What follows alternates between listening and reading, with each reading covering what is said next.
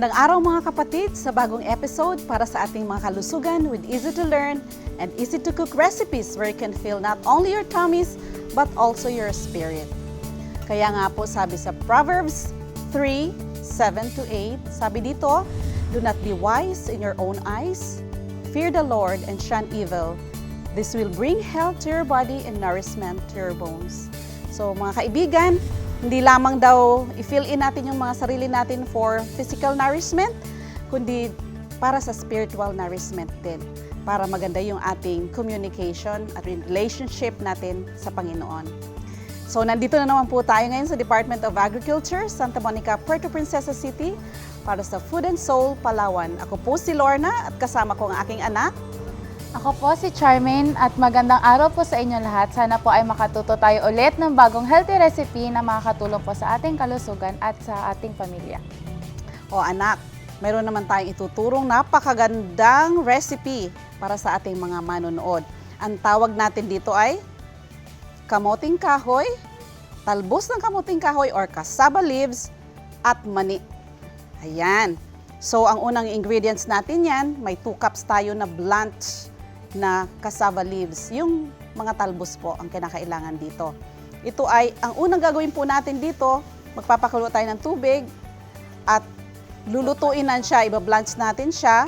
Pagkatapos nun, hugasan natin siya, squeeze natin yung ibang mga juices niya kasi meron tayong inaalis doon yung cyanide. Meron siyang content ng cyanide, alisin muna natin yon.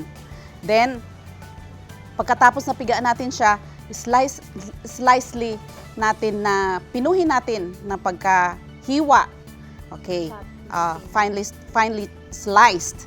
And then, kailangan natin ng 3/4 cup ng peanut butter, 1 cup ng shiitake mushroom, kailangan natin ng sliced onions, 1 piece of sliced onions, 3 pieces of cloves of garlic, then, syempre yung asin, pangtimpla natin, at saka 10 pirasong siling labuyo.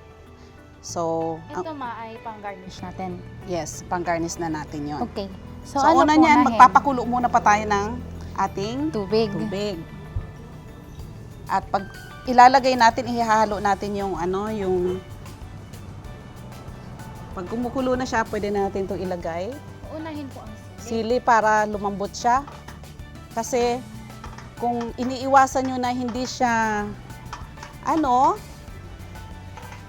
iniiwasan natin na hindi siya, kasi masyadong maanghang ito para sa kamay. So, pwede nyo lutuin yan at i-mash nyo sa tubig. Eh di mas maanghang siya, mama, pag lulutuin sa tubig. Oo, lalong ma-extract niya talaga yung flavor. Flavor ng anghang, Oo. na spiciness. Oo.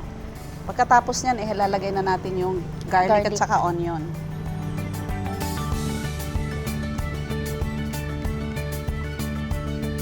Tapos ihalo na rin natin yung shiitake. Mushroom. Mm-mm.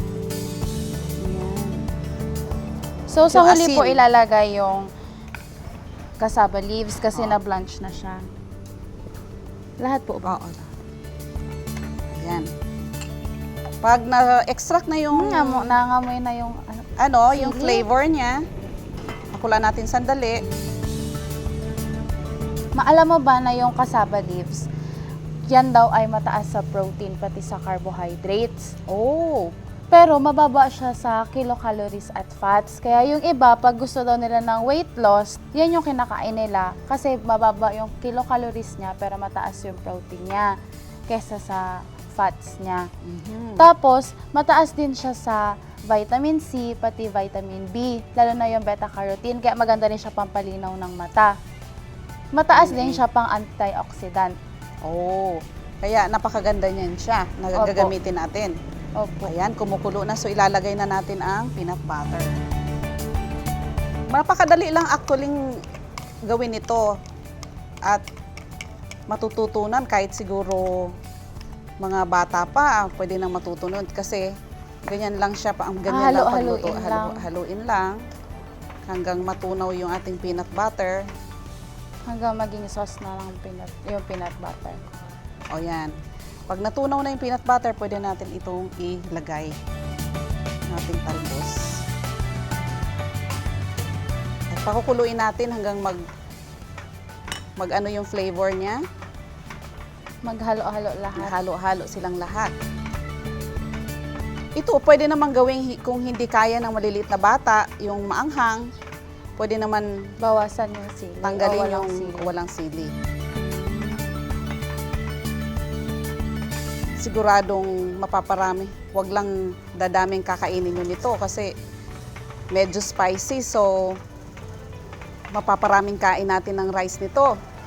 Unpolished rice na lang ang kakainin at ipapartner dito Para mabilis mabusog. para mabilis mabusog.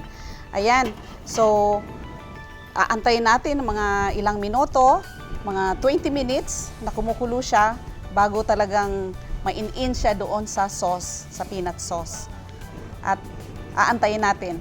Wow! Sarap Pwede na ang nating bango-bango. ilipat dito. Excited ka na kumain, ha? Ang sarap kasi nung amoy may nakaka-excite. Ang bango-bango. Okay, niya. akin na nga yan at ilalagay na natin siya. Wow! Sarap.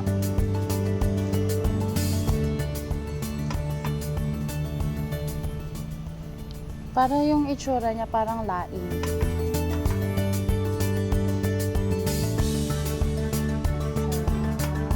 Okay.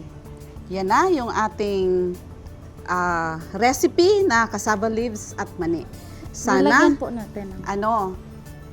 matutunan yung gumawa ito. Very special dish na matututunan muli natin. At kahit nga ito ay hindi na masyadong pinapansin ang kamuting kahoy. Pero sa recipe na to sigurado, masasayahan at masasarapan kayo.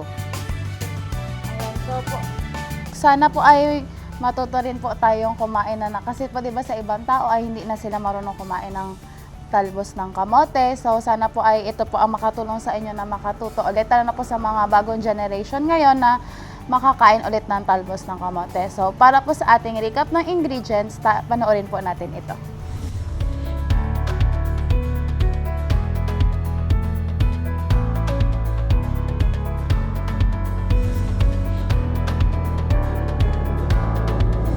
Ayan, so sana po ay nailista nyo ang mga ingredients para po sa ating talbos ng kamote at mani.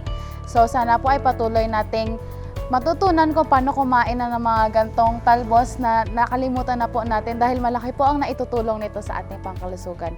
So kung gusto nyo pong sumubaybay ulit sa ating programa para po makatuto tayo ulit ng mga bagong healthy recipes ay patuloy po tayong sumubaybay sa ating programang ito.